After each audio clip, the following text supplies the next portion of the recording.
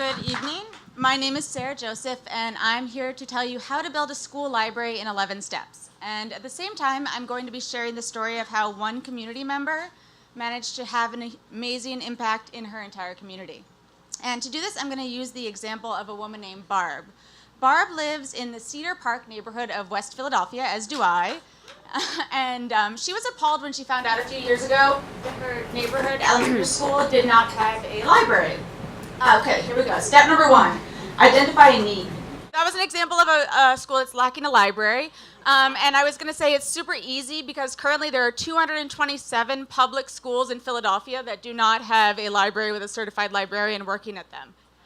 The particular school that Barb wanted to work at, it's called Huey Elementary. It is located at Malcolm X Park in West Philly, and it has been without a library for at least 20 years, but possibly a lot longer. Nobody really knows.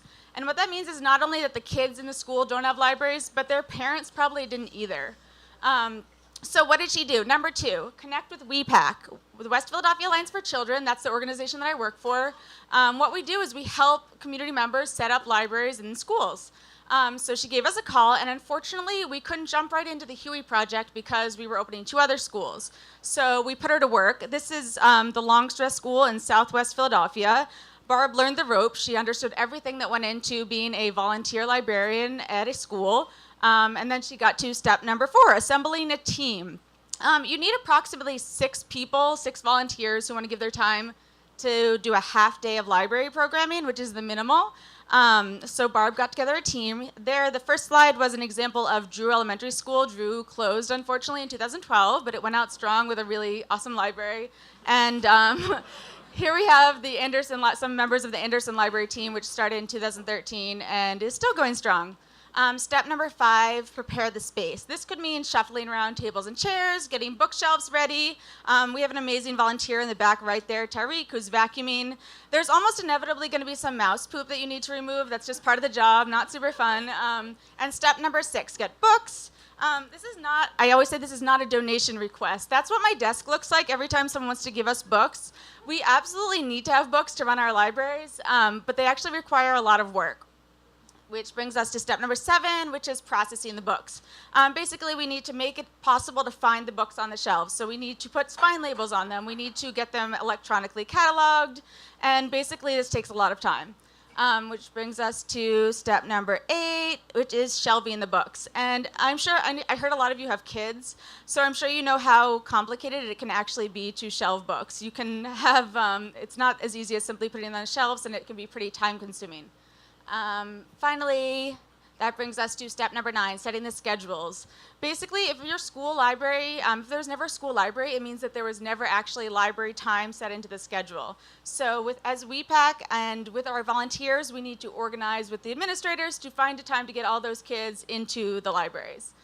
Finally, step number 10 is celebrate. Right there is Principal John Spencer. This was our grand opening at the Huey School in January of this year. It was super exciting. Yeah, super exciting. We celebrated. Thank you.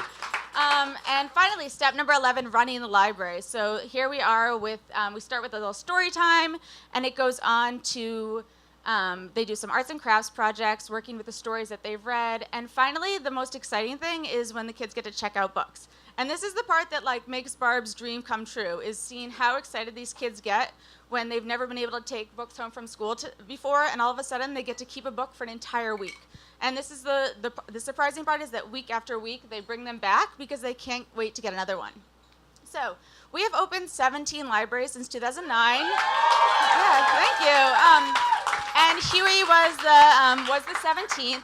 And we actually say we'd like to get a library into every school in Philadelphia, but realistically, we'd like to be put out of business because as time after time again, studies have shown that 3rd grade reading scores can accurately predict graduation rates, and that the presence of a full-time certified librarian, which we are not, can really improve this. So what we're doing is really important and really great, but what we'd really like is for the budget to allow for full-time librarians in every school in Philadelphia.